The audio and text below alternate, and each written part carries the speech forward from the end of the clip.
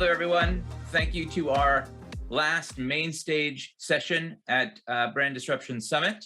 I'm so pleased to have Tony with me to have this very, very important conversation around the changes that Apple has made to their operating system and the impact that those changes have had on the digital advertising ecosystem. It's fair to say that preserving consumer privacy and providing transparency and choice in a clear manner is really important for all of us.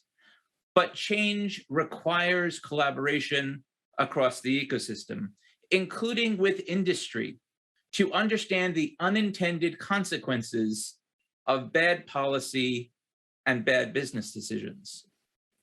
Apple has made these changes without working with the leading trade bodies and has not been developing solutions that meet the needs of all facets of the ecosystem. This includes small and mid-sized businesses and large businesses, the industry, including publishers, ad tech and platforms, consumers, and of course, regulators. By doing this under the pretense of consumer privacy, they have favored themselves, disadvantaged marketers, publishers and platforms, and ultimately disadvantaged consumers. Because eventually there will be less choice, there'll be increased costs, and there'll be fewer services that consumers use in their daily lives. So for the next few minutes, Tony and I are going to have a conversation around what Apple has done, the impact that it's had, and what can we all do about it. Tony, thanks for joining me. I'll start with you. Let's just break down for the audience, what exactly has Apple done over the past couple of months? And give us just a little bit of detail around what's happened. Sure. Thanks, David. Pleasure to be here with you. In April of this year, April 2021, Apple introduced a privacy policy called App Tracking Transparency. The acronym thrown around has been ATT. Their description of the policy is that it's their form of moderating data collection and aggregation across the Apple ecosystem. Historically, what was used as a unique device identifier across the Apple ecosystem was known as the IDFA. Think of it as the equivalent of the cookie for the Apple ecosystem. All iOS devices, their iPhones, all leverage the IDFA to be used for ads targeting, personalization, and attribution. That was rendered opt-in only with the deployment of the latest version of the iOS. Now, the opt-in rates there have been sub 15%, or right around 15%. And what they did as an alternative was they replaced the IDFA with something called the SK ad network. And the SK ad network is deficient in many, many areas, which we can go into detail further into the conversation. Along with the deprecation of the IDFA and the introduction of the SK ad network, they also introduced something that was called Private Relay.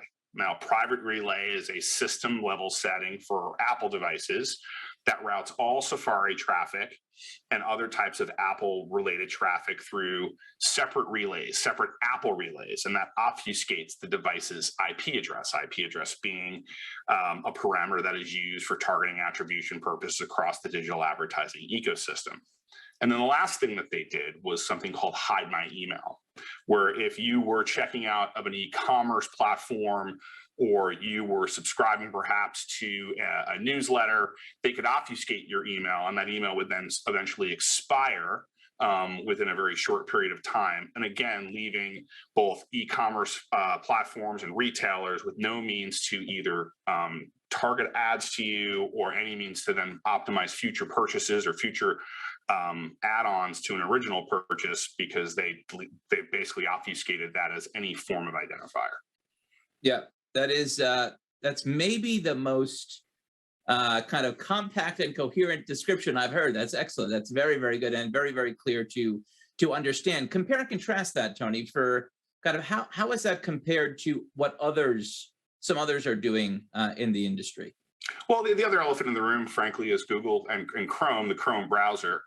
To Google's credit, and the Chrome team, they've been very engaged with Tech Lab and the rest of the industry through the community groups and the working groups at the W3C, and discussions around their alternative solutions to third-party cookies within the Chrome browser. They've listened to industry feedback. They've worked across multiple constituents, whether it be advertisers or publishers or ad tech companies, and have not made holistic changes to their platform to blow up the third-party cookie overnight. Apple was pretty abrupt in their approach to this, and there really was no dialogue whatsoever with the industry. So to Google's credit, and to the Chrome team's credit, they're actively working with the industry to find ways to preserve consumer privacy while also maintaining addressability across the Chrome browser footprint. What are the kind of things that, how are you looking at this, David, in terms of Apple's approach and the impact of the industry? What are you hearing amongst your constituents? Yeah, that's a good question. We get lots of inbounds, as you would imagine, from all sides of the ecosystem, from kind of advertisers, agencies, publishers, et cetera. It's fair to say that this affects every aspect of kind of the marketing funnel. The ability to match advertisers to consumers has been degraded. The ability to deliver personalized ad experiences has been degraded. Our ability to measure, how can we kind of measure the efficiency and effectiveness of the marketing stimulus that we put in the market, has been dramatically affected. In the past, where we could have very nice closed loop attribution, now we are kind of relegated to probabilistic matches, less fidelity in terms of understanding what's working and what isn't working. We see acquisition costs. We hear from small and mid-sized businesses, large businesses alike, that acquisition costs are going through the roof. In some cases, they're doubling because they have an inability to actually measure as they have done before. The one thing I would say, Tony, which I think sometimes goes overlooked, the large platforms have been affected. We've seen it in kind of the earnings calls, et cetera. But ultimately, I think that they'll be okay. The folks that might not be okay are the scores, the millions of small businesses that rely upon personalized advertising to run their business, to acquire new customers, to deliver products and services. And I don't think we spend nearly enough time talking about that. But I'll flip that question back to you. What are you hearing from your kind of constituents, your cohorts, product managers, technical side of the equation? What are they saying? Yeah, so on the technical side, this presents real challenges from an attribution perspective to optimize campaign spends at an ad tech level. This also provides real challenges to understand if you're a mobile app developer. How do you best promote other apps to other users? You've effectively been rendered blind.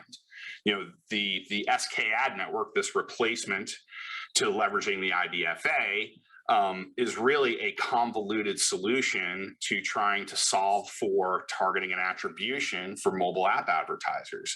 So because there's no real identifier any longer, how do you optimize for attribution purposes? How do you optimize if you're an advertiser? How do you understand the efficacy of your spend across the mobile landscape? Because there's no real means you can really attribute back to certain app publishers. And to your point, David, the impact, I think, on small businesses and the inability to build some sort of cohort model off of a very limited amount of data, which is what you had in the IDFA world, is gone. So the impact to be able to drive performance for small businesses, whether you're a baker, a local automotive dealer, a dry cleaner, or what have you, that those capabilities are gone. Yeah. No, I think that's a very good point. And the thing, we could spend a lot of time talking about this, but the hypocrisy of some of the things that Apple is doing in this space is also just worth calling out. If you're an Apple app, the experience that's presented to consumers around the consumer friendliness, describing the value proposition of personalized advertising is dramatically different than the abrupt ATT prompt that other app developers are required to use. And as to your point, less than 15% of consumers are opting in for that tracking. In addition, Apple is kind of their business, their search business is going through the roof, up from, I think this year, $2 billion estimated to $5 billion next year and beyond. It's kind of crazy when you think about it. Yeah, I mean, and the hypocrisy goes deeper than that. The Apple doesn't even use the SK ad network. They're not even eating their own dog food that they provided to the industry. They have their own API called the Apple Ads Attribution API, where they're actually able to get attribution at a creative level, which they're not even providing the rest of the ecosystem. So they're clearly talking out of both sides of their mouths. They're saying, look, this is the best solution we provided for the industry. We're not going to use it. We're going to use our own proprietary API that's really for Apple. And you're referring to the Financial Times report. Yeah, I think they're forecasting that they'll reach about 5 billion in Apple search ads by 2022. And then there was an Evercore report. An Evercore analyst said that the Apple search ads network could reach 20 billion by 2025. So, I mean, clearly there's some vested interest here. Maybe stacking the deck in their favor. Exactly. We've been hearing a lot of discussions around future of privacy and addressability, and it's not to say that some of these developments aren't a good thing in the interest of consumer privacy and addressability. Put aside the stacking of the deck, but from 100,000 feet, what are your thoughts, David, in terms of what should the audience keep in mind as we plan for this future of addressability and privacy? How do we find a balance between these things? Yeah, no, it's a very good question. I would say the number one thing that comes to mind is, and we've been talking about this, there's no one size fits all. The future will require a portfolio approach. We're going to need lots of different arrows in our quiver, tools in our toolbox to be successful. Number two, this is maybe an obvious one, but consumers are in the driver's seat. And we need to acknowledge that, and we need to explain the value proposition of kind of services, products and services, entertainment, information in return for personalized advertising. And I think that's critically important. And maybe the last one, which is also a gross understatement, is first-party data has never been more important. Making sure that you have as close to a relationship with the consumer as possible, and that you're able to leverage that first-party data for delivering personalized ad solutions, measuring performance, critically important. I'll ask that same question back to you in a slightly different way, because Tech Lab is doing a whole lot, which is fantastic for the industry in terms of preparing for this next generation of privacy and addressability. Can you just top line some of the things Tech Lab is doing to prepare? Sure. So continued investment in our global privacy platform. That started with TCF in Europe, and then the work we're doing to support CCPA and soon to be CPRA here in the States.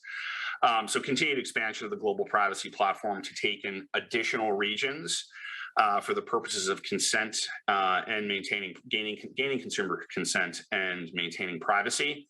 And then with that, an accountability platform. So consent and privacy compliance without audit is a bit of a paper tiger. The accountability platform looks to achieve capturing actual consent and privacy related audit data by major players in the ecosystem, because that then powers actual audit programs that are open for the industry for inspection. How do we say what we're going to do, but actually walk the walk, but when we're talking the talk. You're also going to hear a lot out of Tech Lab in the coming year around privacy enhancing technologies, or PETs or PETs. Anyone listening, keep that acronym locked in your mind. So those are things like on-device computation around things like perhaps attribution or identity, things never leaving the consumer's device. It lives on the consumer's device and then is leveraged in an anonymized way to maintain addressability. Things like private compute, things like multi-party compute. Those are areas that Tech Lab is also looking at. And then finally, server-to-server matching, first-party server-to-server matching. You hit the nail on the head, David. First-party data, one could argue, is the new oil of our ecosystem. Setting standards around clean room technologies, inputs and outputs, security standards, security and privacy standards in this area. Those are areas that Tech Lab is going to be looking at over the course of 2022 and beyond, because this is not going away. So myriad topics, but those are some of the big ones that we're really focused on.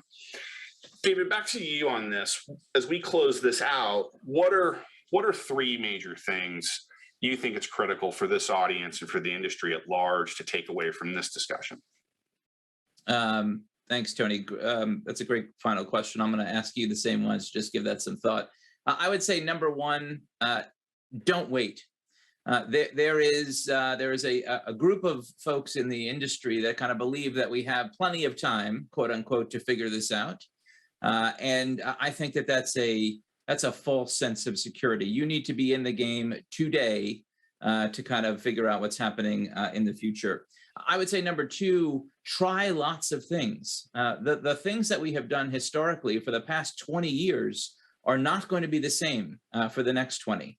So you have to be able to test, learn, deploy, see what works, see what doesn't work, and see how the efficacy compares to what we've done in the past. And then the last one that comes to mind is that partnerships are probably more important now than they have ever been before. And those partnerships could take lots of different forms, but you might not have all the tools in the toolbox that you need. You might need to build, you might need to rent, you might need to buy, you might need to borrow. Partnerships are critical. Partnerships with trade associations, with industry associations, with other players in the ecosystem, critically important. As a final word, Tony, I'm going to ask you to say one. What are three good takeaways that the audience should have from this session? Well, you stole my first one. We're aligned on that one. Do not wait. I mean, do not wait. Now is the time to prepare for what's happening in this ecosystem. There is, Chrome will be moving forward with their privacy sandbox initiatives. Advertisers and publishers need to get ahead of that today. Experiment, iterate, fail fast, succeed fast. Look at all options before you in terms of technologies you can partner with. Privacy and consent is going to be at the forefront of this industry for the foreseeable future. It's not going anywhere. And if anything, it's going to become more regulated over time. And we as an industry need to be ready to rise to that challenge. Tech Lab's going to remain engaged in these developments and will work across the industry to provide solutions. We are deeply immersed in these discussions around privacy because they become so technically weedy so quickly. And then I do, this is more a concern, or not necessarily what you can do. I do worry about the future of the open web. When you are acting as a relay for millions of users, millions of consumers across the globe, is the web really open any longer? So I do have concerns for the future of what we've known as the open web and all the great news, information, investigative journalism, entertainment has provided all of us for the past 25, 30 years. What does that future look like? Yeah, that's good, practical, smart advice for the future. Thanks very much, Tony, for a great final discussion. And I hope everyone has enjoyed the content this week and this content right now. Have a good one. Thanks.